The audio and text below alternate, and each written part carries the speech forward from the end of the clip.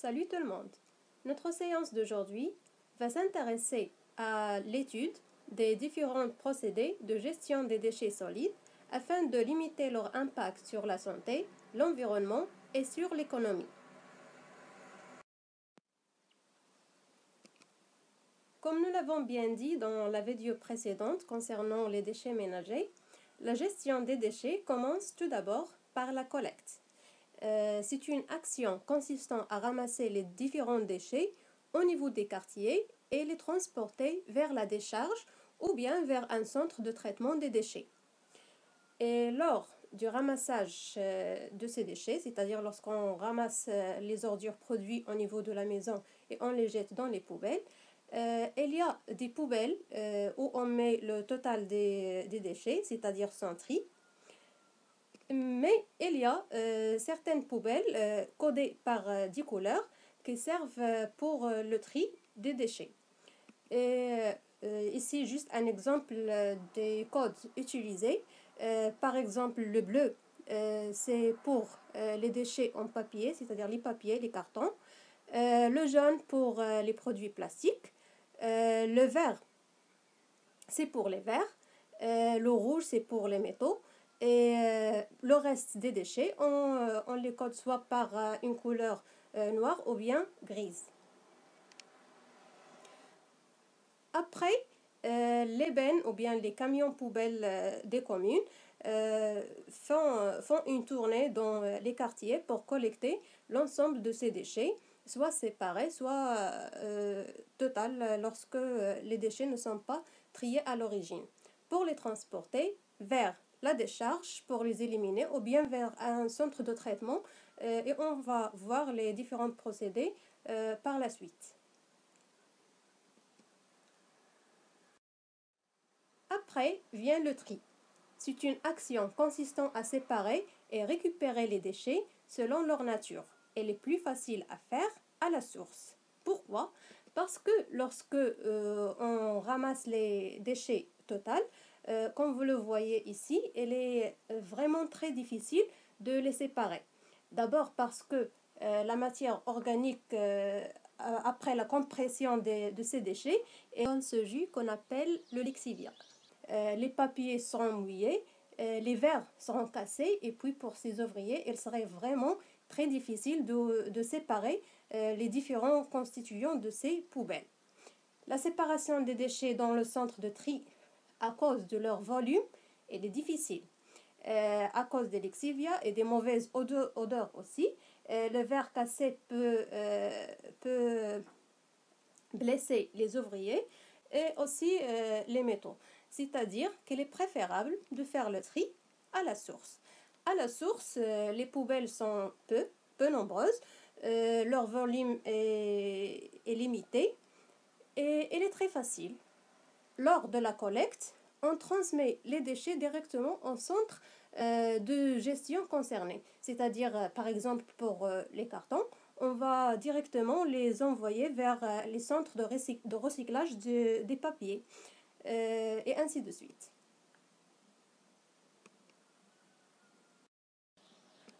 En ce qui concerne la gestion des déchets, le procédé le plus connu, c'est le recyclage. C'est un procédé de traitement des déchets qui donne une nouvelle vie à certains matériaux qui peuvent être considérés comme matières premières. Au lieu de chercher d'autres matières premières qu'on peut acheter à un coût très élevé, pour ces matériaux-là, on peut les acheter à un coût plus bas.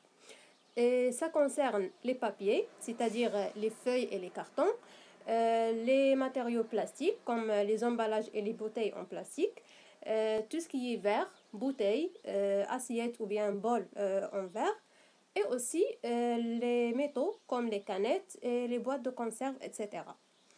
Pour ces matériaux-là, on les utilise pour fabriquer des produits généralement non alimentaires pour préserver la santé des citoyens.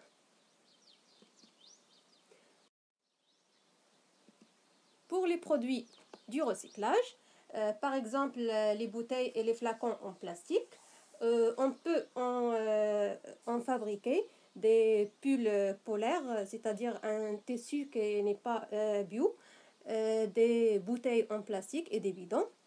Pour les autres emballages en plastique, on peut les utiliser pour fabriquer les sacs poubelles, pour fabriquer des seaux ou bien d'immeubles en plastique.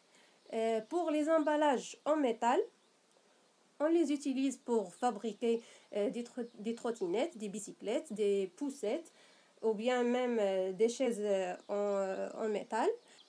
Pour les briques alimentaires ou bien les cartonnettes du lait, on les utilise pour fabriquer des enveloppes en papier ou bien pour fabriquer les rouleaux autour desquels on entoure le papier cuisine ou bien le papier toilette. Et pour les papiers cartons, on les utilise généralement pour fabriquer des emballages en carton. Pour les emballages en verre, on les utilise pour fabriquer des bouteilles. Le deuxième procédé de gestion des déchets est le compostage. Qu'est-ce que ça veut dire le compostage? C'est un processus de traitement des déchets organiques, c'est-à-dire le reste des légumes, les épluches des fruits, le papier, le carton, et aussi le reste des aliments, c'est-à-dire tout ce qui est matière organique, qui a pour but la dégradation aérobie, c'est-à-dire en présence d'oxygène, par les micro-organismes présents dans ces déchets. Comme vous le connaissez très bien, pour la dégradation de la matière organique, elle peut se dérouler selon deux phénomènes, soit la fermentation, soit la respiration. La fermentation, c'est une dégradation qui est incomplète et qui produit de la matière organique et aussi des gaz qui sont gênants, qui sont toxiques aussi. Mais la respiration, il transforme toute la matière organique contenue dans ces déchets en CO2 et en éléments minéraux qui ne sont pas nuisibles et aussi qui n'ont pas de mauvaise odeur.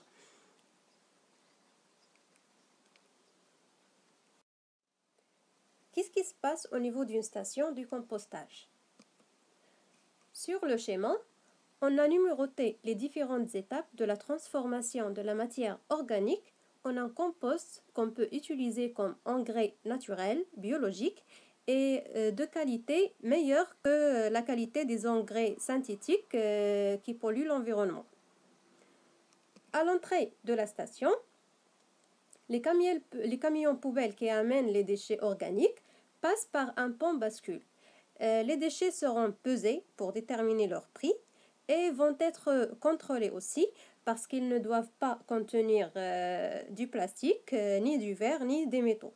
Parce que sinon, le compost qui sera produit sera de mauvaise qualité et il ne sera pas vendu. Après cette étape, les déchets seront déchargés en tas, puis ils seront broyés. Ce broyage consiste à découper les éléments organiques contenus dans les déchets pour accélérer la vitesse de la dégradation. Plus ils sont petits, plus ils se dégraderont rapidement. On les mélange après avec de la terre et avec des branches d'arbres pour assurer l'aération. Et puis, le mélange sera mis en andin. Les andins, c'est la forme que vous voyez ici. Et il ne reste que le contrôle de certaines variables. Quelles sont les variables à contrôler lors de la préparation d'un compost? D'abord, il faut contrôler le taux d'oxygène. On a bien dit que le compostage consiste à une dégradation biologique dans un milieu aérobie. Pour que la dégradation soit complète, sans production de gaz toxiques, ni de mauvaise odeur, ni de matière organique. C'est-à-dire que le compost doit être aéré tout le temps. Puis, il faut contrôler aussi l'humidité. Un compost ne doit pas être ni trop humide, ni sec. S'il est sec, les micro-organismes vont mourir et donc il n'y aura pas d'êtres vivants pour dégrader la matière organique. Et s'il est trop humide, c'est-à-dire qu'il ne laissera pas l'aération et donc il va assurer un milieu anaérobie et donc la dégradation sera partielle et aussi il doit y avoir une production de mauvaise odeur. Le dernier paramètre de contrôle, c'est la température. C'est-à-dire qu'on va assurer une température convenable pour la production ou bien la multiplication des bactéries et assurer leur bon fonctionnement. On sait très bien que chaque être vivant a un intervalle de température qu'il peut supporter et il a aussi une température où son fonctionnement est à sa hauteur. Donc, on contrôle tous ces paramètres-là par des sondes qu'on insère dans les andins et qui sont contrôlés par un ordinateur. Lorsque ces paramètres dépassent la limite, on intervient. Par exemple, lorsque la température devient plus élevée, on ajoute un peu d'eau froide pour refroidir le compost. Et si la température descend, par exemple, si la température est plus basse que d'habitude, on met du plastique autour de ces andins pour que la température à l'intérieur soit préservée. On sait très bien que la respiration produit de la chaleur. Mais lorsqu'on met du plastique, le milieu ne doit pas être anaérobie.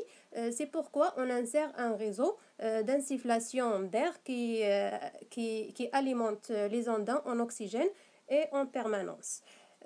Quand est-ce qu'on sait que le compost est prêt? Tout simplement, lorsqu'il devient stable, c'est-à-dire la température, le taux d'humidité et aussi la consommation en oxygène reste stable, c'est-à-dire que les bactéries n'ont plus de matière organique à dégrader et le compost reste stable et son odeur est généralement l'odeur de la terre et il n'y a pas de mauvaise odeur. Une fois prêt, on fait un criblage pour éliminer tout ce qui est grossier et puis on le met dans un emballage et il sera vendu aux paysans et utilisé soit dans les champs, soit dans les jardins. Le troisième procédé de gestion qu'on va voir, c'est l'incinération. Et qui dit incinération, dit combustion des déchets. À leur arrivée, les déchets sont déchargés dans un réservoir. Généralement, l'incinération, il concerne tout type de déchets. Et au niveau de ces réservoirs, on les laisse un peu de temps pour qu'elles soient séchées. Puis, elles seront être ajoutées petit à petit dans un four. Et dans ce four-là, la température peut atteindre 900 degrés C. On cherche généralement à ce que la combustion des déchets soit complète. C'est pourquoi au niveau de ces fours, on a installé un système d'aération pour l'alimenter en permanence en oxygène. Cette combustion produit des cendres qui seront envoyées vers une décharge pour les éliminer. Ainsi, le volume de poubelles est diminué d'à peu près 90%. Elle produit aussi des fumées qui sont chaudes. À leur trajet vers la sortie, ces fumées échangent la chaleur avec l'eau qui circule dans le système de refroidissement, qui est sous forme de canalisation. Et donc, lors de ce transfert ou bien cet échange de chaleur, l'eau devient vapeur, ce qui augmente la vitesse dont elle traverse la conduite. Cette énergie est transformée en énergie électrique qui serait vendue par la suite. Pour les fumées, elles contiennent des gaz toxiques tels que la dioxine, les oxydes de soufre, les oxydes d'azote. C'est pourquoi, avant de les jeter dans l'environnement, c'est-à-dire dans l'air, elles doivent d'abord être traitées. et comme ça on peut éliminer leurs impacts. Le procédé d'élimination des déchets le plus utilisé, spécialement dans les pays sous-développés ou bien dans les pays en voie de développement, c'est la mise en décharge. Le problème ici, c'est que les déchets sont mis dans des milieux naturels d'une manière aléatoire, sans aucun contrôle. Et lorsque ces décharges sauvages se trouvent à proximité des milieux aquatiques, soit souterrains, soit superficiels, elle peut engendrer un ensemble de problèmes. D'abord, au niveau d'une décharge sauvage, les conditions à l'intérieur sont anaérobies, ce qui favorise la fermentation de la matière organique et donc la production d'un ensemble de gaz qui sont néfastes pour la santé et pour l'environnement. Si on procède à une combustion de ces déchets dans le but de réduire leur volume, il y a échappement d'un ensemble de gaz qui sont vraiment trop toxiques. Pour ces gaz-là, la combustion, elle produit le monoxyde de carbone lorsque la combustion est incomplète, la dioxine, le benzène, le dioxyde de soufre et les oxydes d'azote. Pour la fermentation, elle produit le CO2, le méthane, l'ammoniac NH4+, et H2S et un ensemble de gaz. L'ensemble de ces gaz-là, ils peuvent provoquer des problèmes liés à la pollution de l'air, comme l'effet de serre ou bien aussi le trou d'ozone. Et ils peuvent aussi atteindre le système respiratoire et même le système nerveux et le système immunitaire de l'homme. Deuxième problème que posent ces décharges sauvages, c'est que la compression de ces déchets, elle aboutit à la production d'un liquide qu'on appelle le lixivia. Ce lixivia est riche en matière organique, elle est riche en germes, des germes normaux et des germes qui sont pathologiques. Elle est riche en métaux lourds qui peuvent atteindre le système nerveux de l'homme et même provoquer des cancers ou bien l'Alzheimer ou bien un ensemble de maladies plus ou moins compliquées. Et aussi, il contient des médicaments qui sont difficiles à éliminer. Quand est-ce que vraiment le problème devient plus grave? C'est lorsqu'il y a des précipitations. C'est-à-dire lorsque la pluie tombe en grande quantité, l'eau ruisselle ou bien rince l'ensemble des déchets qui se trouvent au niveau de cette décharge et donc elle fait descendre tous les polluants qui existent à l'intérieur de cette décharge. Et vu le volume de l'eau, le lixivia est acheminé vers la nappe phréatique. Et donc la nappe phréatique devient contaminée et polluée. Et on ne peut pas l'utiliser directement pour les besoins de l'homme. Lorsque la quantité des précipitations est grande, l'eau ruisselle en surface pour atteindre les fleuves. Et cette eau contient le lixivia, qui contient aussi de la matière organique. Le problème lorsque la matière organique se trouve au milieu aquatique. Qu'est-ce qui se passe? Les milieux aquatiques, ils contiennent deux types d'êtres vivants qui vivent en symbiose, qui sont les bactéries et les algues. Pour les bactéries, elles prennent la matière organique et elles la transforment en matière minérale par dégradation anaérobie, c'est-à-dire par fermentation. Lorsque l'eau contient beaucoup de matière minérale, cette matière minérale est utilisée par les algues pour produire leur matière organique. Lorsque ces algues se multiplient et lorsqu'elles meurent, elles deviennent de la matière organique. qui va être dégradé par des bactéries et qui vont produire de la matière minérale qui va être utilisée par les algues pour qu'ils se développent plus.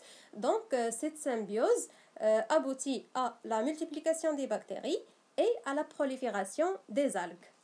Et donc, cette prolifération d'algues, elle rend l'eau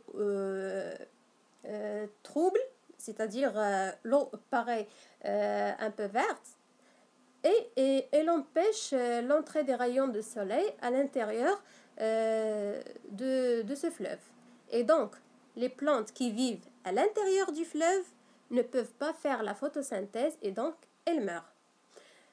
Aussi, les algues, comme vous le connaissez, vous avez vu ça en première année du baccalauréat. Les algues font la photosynthèse pendant le jour et pendant la nuit, ils consomment l'oxygène. Mais les algues ne consomment pas l'oxygène qui se trouve dans l'air, ils consomment l'oxygène dessous dans l'eau. Et donc, elles consomment l'oxygène qui se trouve à l'intérieur de l'eau et les êtres vivants aquatiques ne peuvent pas respirer. Donc, si on veut résumer, la multiplication des bactéries et la fermentation produit de mauvaises odeurs. La prolifération d'algues empêche la traversée des rayons du soleil et donc les plantes aquatiques vont mourir. Et les algues épuisent l'oxygène qui se trouve dans l'eau et donc on a une asphyxie de la faune aquatique et la mort des poissons et des êtres vivants qui vivent dans ce milieu. Donc, pour rendre une décharge sauvage un centre d'enfouissement technique, c'est-à-dire une décharge contrôlée, il faut contrôler les gaz, les infiltrations et les ruissellements. Donc, il faut empêcher l'échappement des gaz toxiques, soit provenant de la fermentation, soit de la combustion. Il faut l'arrêter carrément. Il ne faut pas brûler les déchets à l'air libre. Il faut empêcher l'infiltration des lexivia pour ne pas contaminer la nappe phréatique. Et aussi, il faut empêcher le ruissellement des lexivia pour qu'ils n'atteignent pas les fleuves. Et comme ça, on va empêcher le phénomène d'eutrophisation. Sur ce schéma, on a une décharge contrôlée ou bien un centre d'enfouissement technique. Généralement, on l'appelle un CET. Ici, d'abord, on choisit le bon endroit pour implanter un centre d'enfouissement technique. Généralement, on choisit un terrain qui est constitué d'argile. Pourquoi l'argile? Parce qu'on connaît très bien que l'argile est un sol qui est imperméable. Donc, il ne laissera pas passer de l'eau. On parle ici d'une étanchéité naturelle. Étanchéité, c'est-à-dire une imperméabilité. Aussi, on doit renforcer cette étanchéité naturelle par un système de membrane. Généralement, lorsqu'on prépare un centre d'enfouissement technique, on creuse une cellule, on l'appelle cellule, on la couvre d'un sable fin, puis on met du géotextile et des géomembranes. Je vais mettre en description une vidéo, un lien vers une vidéo où on explique toutes les étapes de préparation d'un centre d'enfouissement technique. Et généralement, vous n'aurez pas à apprendre par cœur toutes les étapes de ces processus de gestion. Il faut juste connaître l'objectif de chaque processus de traitement ou bien d'élimination, connaître ses avantages et ses inconvénients. Lorsqu'on renforce cette étanchéité naturelle, on élimine les lexivia pour qu'elles n'atteignent pas la nappe phréatique. Aussi, on met un réseau de drainage. Ce réseau de drainage a pour but la collecte des lexivia. Et on le met au fond parce que les lexivia, s'infiltre et s'installe au fond de ce bassin. On met un système de pompage des lexivia qui les achemine vers un bassin de récupération des lexivia où on peut même traiter ces lexivia pour les désinfecter ou bien éliminer la matière organique.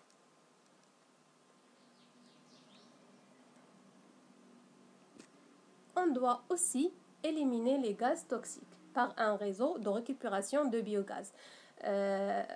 On sait très bien que les gaz qui proviennent de la fermentation contiennent des gaz qui sont explosifs tels que le méthane CH4 qui peut s'exploser.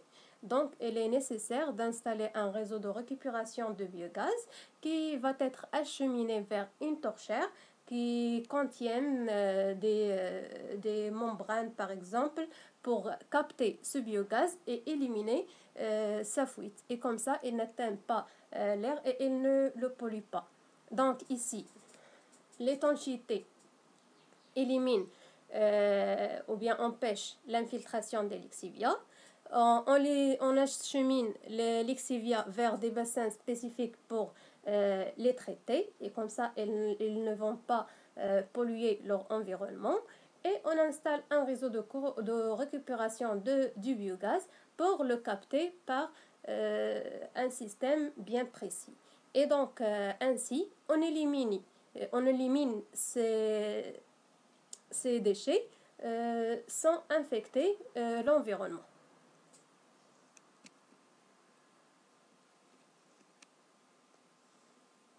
Lorsqu'on met les déchets dans ce CET, on met une couche de déchets, puis on procède à un compactage par des engins spécifiques, puis on met une autre couche de sable, une couche de déchets et une couche de sable.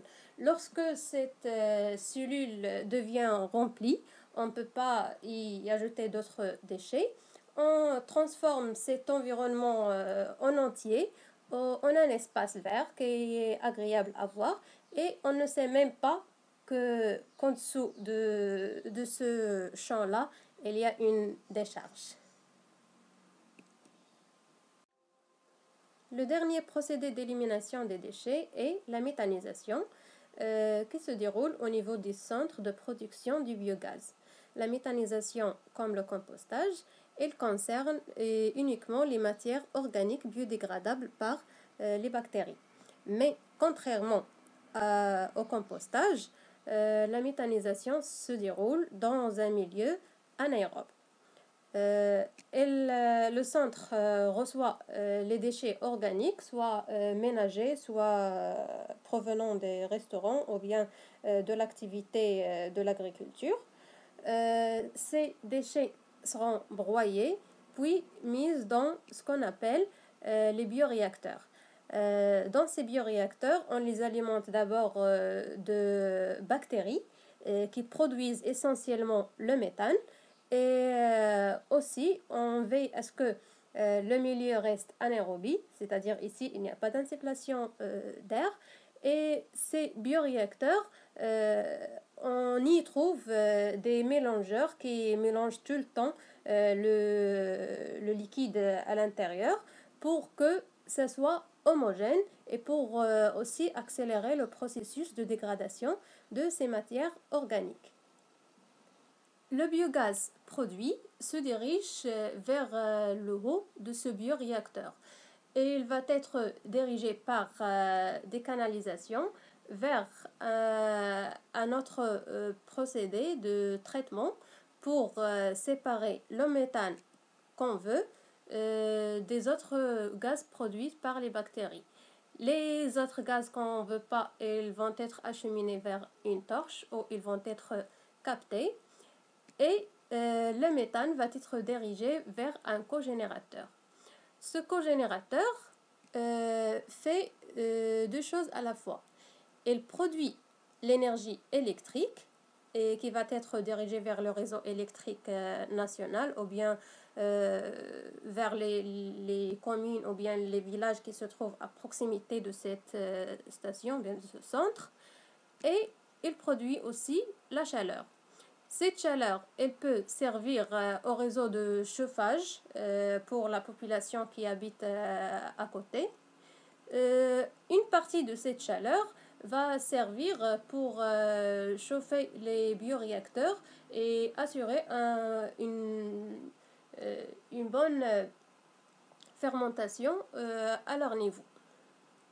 Lorsque le mélange qui se trouve à l'intérieur de ces bioréacteurs devient stable, c'est-à-dire qu'il n'y a plus de fermentation et c'est-à-dire aussi qu'il n'y aura plus de production de biogaz. Donc il faut vider ces bioréacteurs et les alimenter par une nouvelle matière organique.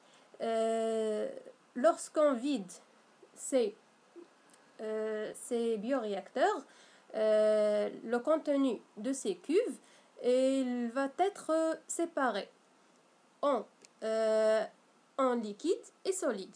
Ce qui est solide, il va être utilisé comme engrais solide et ce qui est liquide va être utilisé comme engrais liquide, c'est-à-dire à la fois on arrose les jardins et en même temps il y a des matières minérales bénéfiques pour les plantes.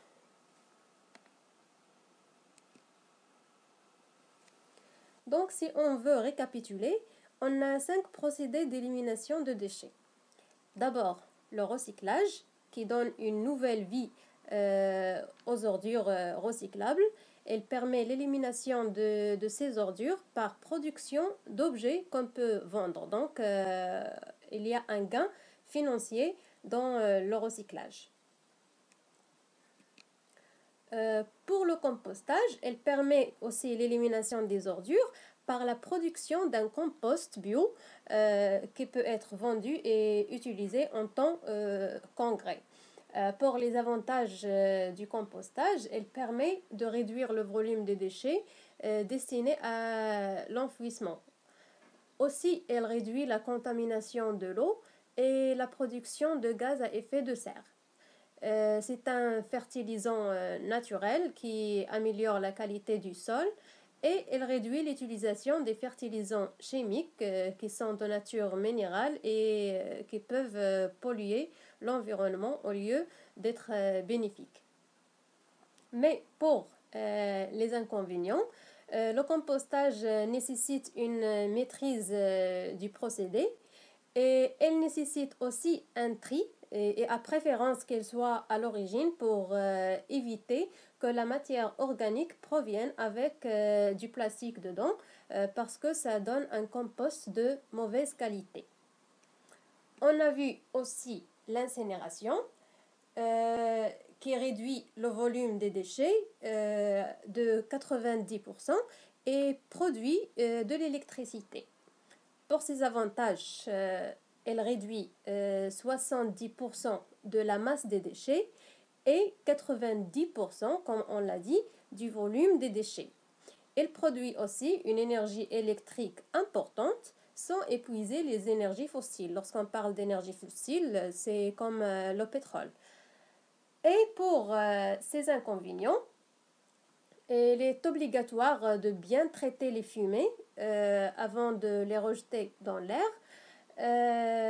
Il y a production d'une grande quantité de CO2 qui est un gaz à effet de serre.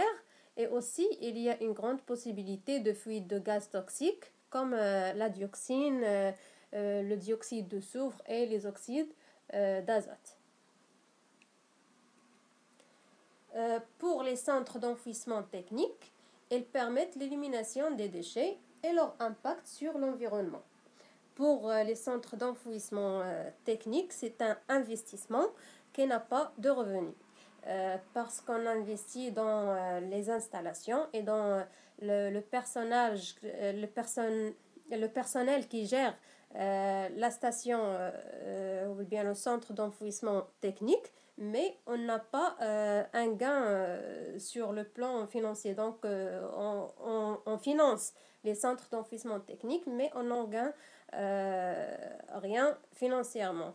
On gagne sur le plan environnemental et sur le plan hygiénique, c'est-à-dire qu'on n'attrape pas les maladies à cause des gaz qui s'échappent des décharges sauvages ou bien une contamination via l'exivia s'il passe dans les eaux souterraines. Et dernièrement, les centres de production des biogaz ou bien la méthanisation. Elle permet l'élimination des déchets par production d'énergie électrique ou énergie thermique. Pour ses avantages, elle permet la production d'énergie électrique à partir du biogaz. Donc, il y a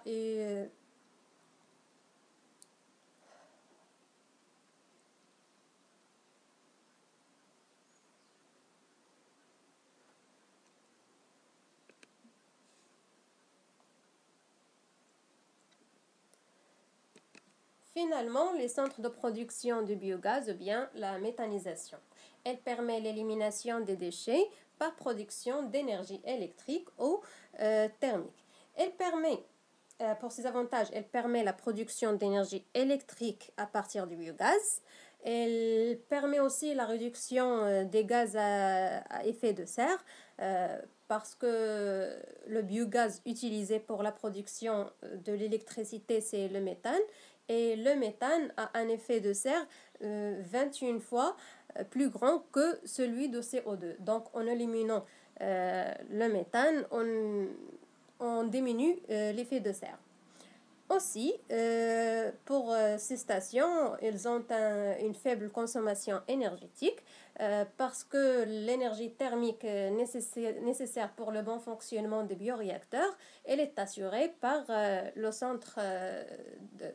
par le centre de production du biogaz.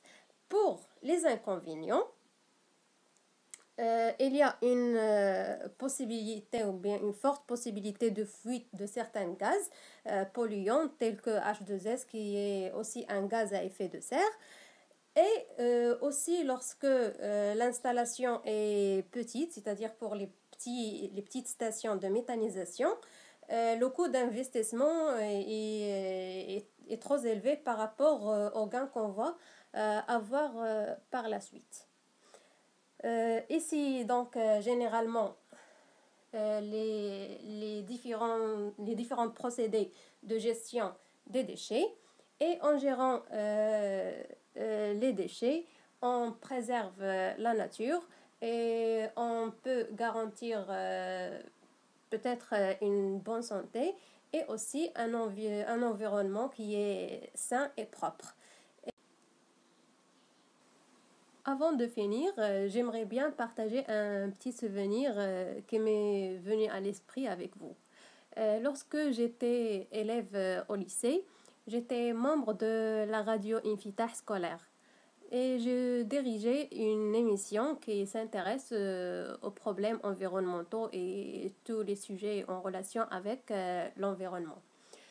Et ma devise pour cette émission était لا يكون الواحد جميلا إلا بقدر ما يكون محيطه أجمل. Donc, veillez à ce que votre entourage soit beau et propre parce que ceci influence votre état psychique et lorsque vous vous sentez bien, ça se voit sur votre visage, votre beauté d'esprit flotte en surface. Donc, restez en bonne santé et restez chez vous.